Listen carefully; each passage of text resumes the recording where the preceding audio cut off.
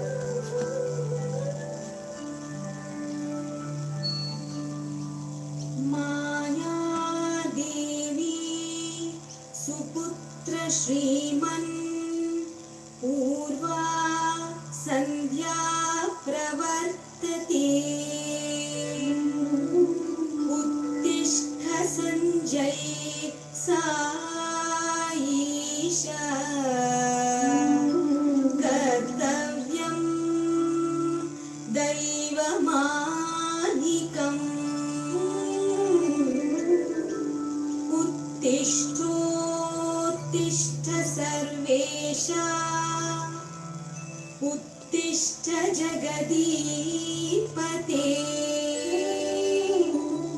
उत्तिष्ठ करुणासागर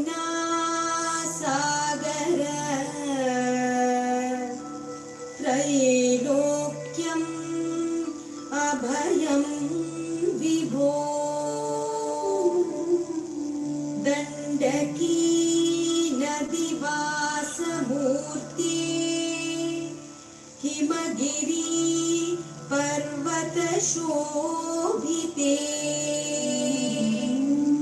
पशुपति क्षेत्रवासिने तिरुपति क्षेत्रशोभिते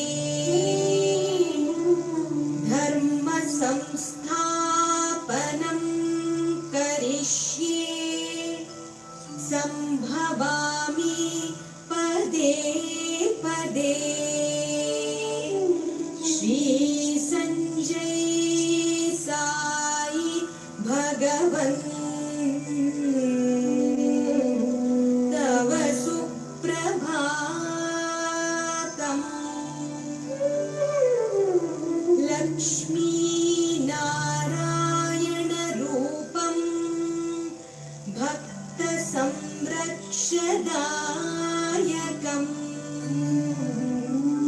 प्रेम स्वरूपं वन्दे परमानन्द प्रदायकम् पूर्ण प्रशान्ति लोकान् दिव्य रूपधारिणे श्री संजय साई भगवन् तव सुप्रभातम्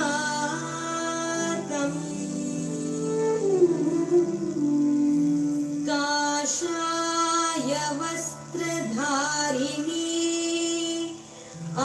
आदित्यकान्ति प्रकाशिने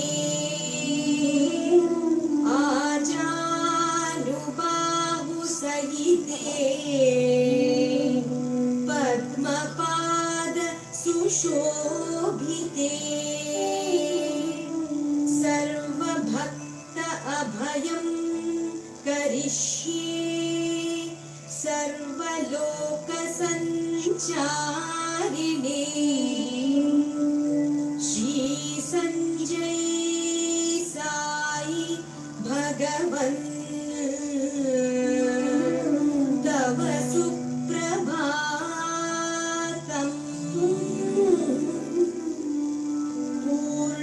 पूर्णचन्द्रवदनं पूर्णानन्द प्रदायिने मन्दस्मितवदनम् अतिमधुर भाषिणे ताम्बूलरञ्जित अधरम्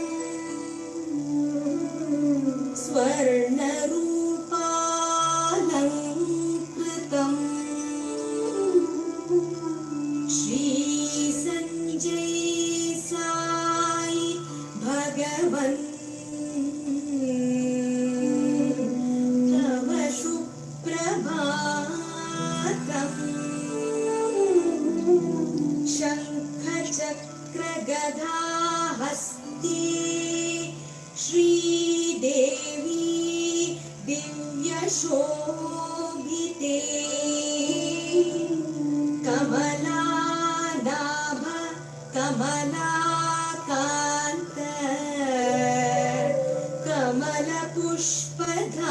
कमलपुष्पधारिणे विश्ववन्द्या विश्वाधारा विश्वपूजित विष्णवे श्री संजय साई भगवन् तव सुप्रभातम्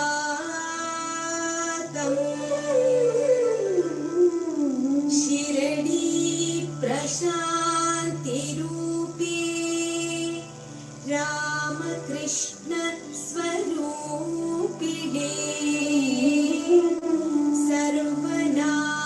सर्वनामधारिणे सर्वरूपयोगिने मङ्गलरूप उत्तिष्ठे मङ्गल अभयकरीष्ये श्री सञ्जय साई भगवन् तव सुप्रभातम् मङ्गलं पूर्णप्रज्ञाय मङ्गलं ज्ञानदायिने मङ्गलं पूज्यपादाय मङ्गलं सञ्जय सायिने मङ्गलं हिमगिरिवासाय मङ्गलं शेषाद्रिवासिने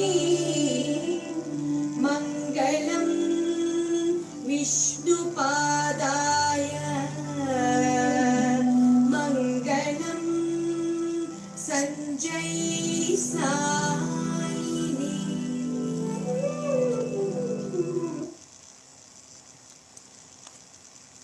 Om Shri Sai Ram. Om Mangalam. Om Kara Mangalam. Guru Mangalam. Guru Pada Mangalam. Offering birthday greetings to my dear God and Guru, Bhagwan Sri Sanjay Sai Baba. A small plank of wood floating in water can carry with difficulty one man. A log of wood, 3 to 5 persons, but a steamer will safely carry thousands across.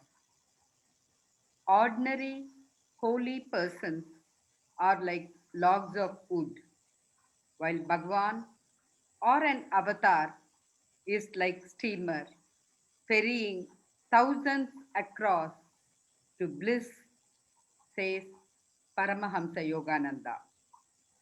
Happy birthday to you, our dearest Lord and Guru, Bhagwan Sri Sanjay Sai Baba. If one wants to see an ocean or touch it and feel it, one has only to go to any point in the coast, touch just a drop. One need not go all along all the coastal line and touch all the water drops everywhere in the expanse of the ocean.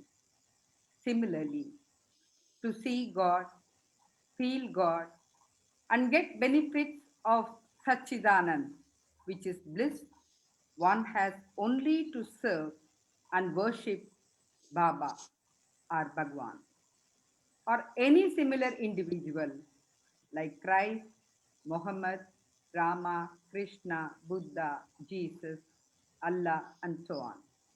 And there is no need to know all the details of the saints or avatars.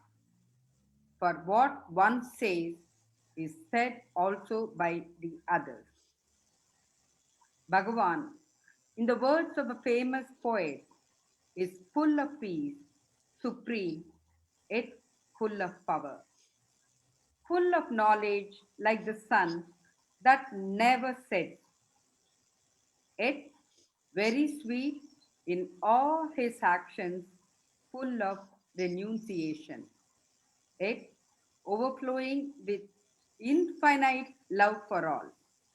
He is a real role model indeed for all to emulate. Nrinam Nidarshanamayan, says Kavya Kanta Ganapati Muni. We offer Sri Sanjay Sai Jagat Guru, at thy lotus feet. May we go from darkness to light. May all be prosper and may all be blessed and happy. Twameva Charanam Mama Sai Deva Mama Sri Sanjay Sai Deva.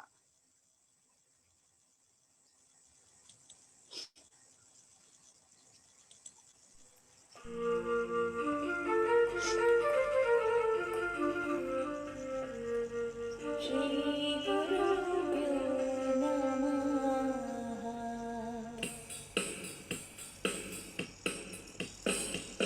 मय्यादेवि पूज्यं सत्यनारायणं।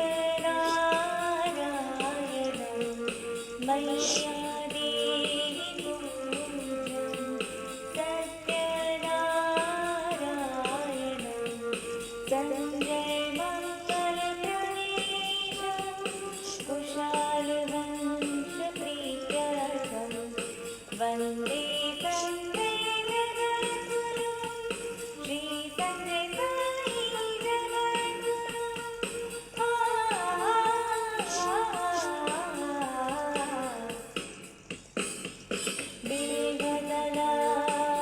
प्रीत्यर्थं हिमायचलपूजितं। प्रीत्यर्थं हिमायचलपूजितं। विश्वानुग्रहकाम्यार्थं वन्दे सञ्जयजगद्गुरुं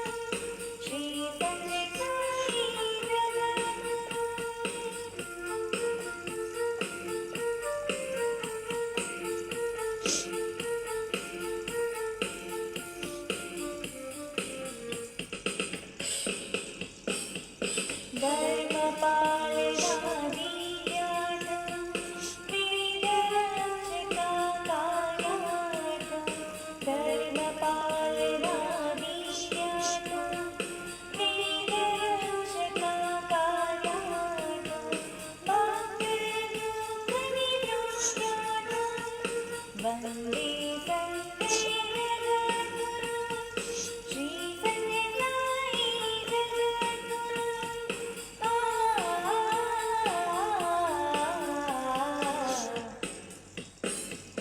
श्रीसाई महाप्रकृपासमुद्रं वैकुण्ठवासं वात्सल्यतां।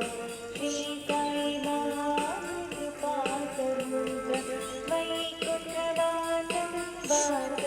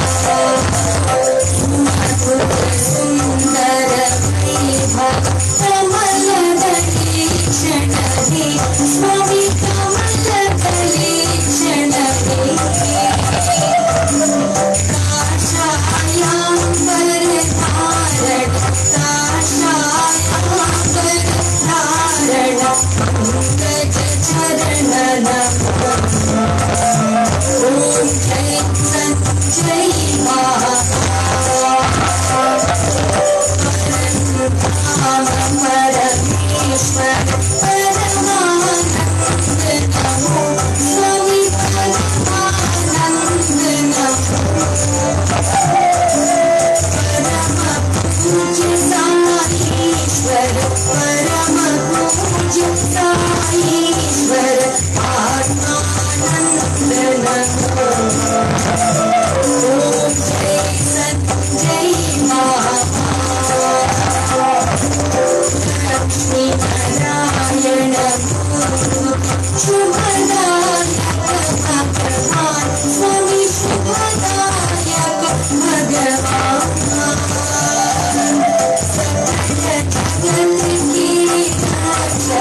सकल जगत की रक्षक मंगलकर प्रभु के ओम जय संजय बाबा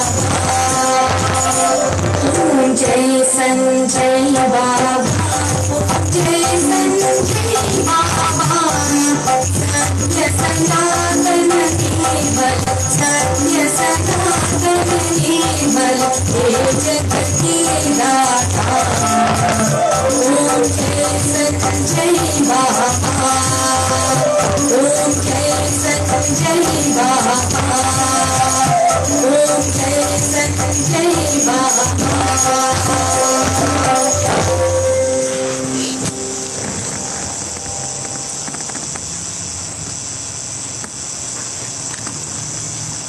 বলুন বাবা তুমি সব তো রক্ষা করুন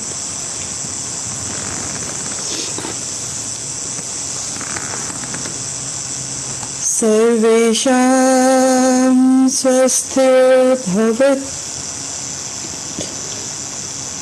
सर्वेषां शान्तिर्भवतु सर्वेषां पूर्णं भवतु सर्वेषां मङ्गलं भवतु ॐ शांति शांति शांति जय बोलो भगवान श्री संजय साई बाबा जी की जय जय बोलो भगवान श्री संजय साई बाबा जी की जय जय बोलो भगवान श्री संजय साई बाबा जी की जय ओम श्री साई राम।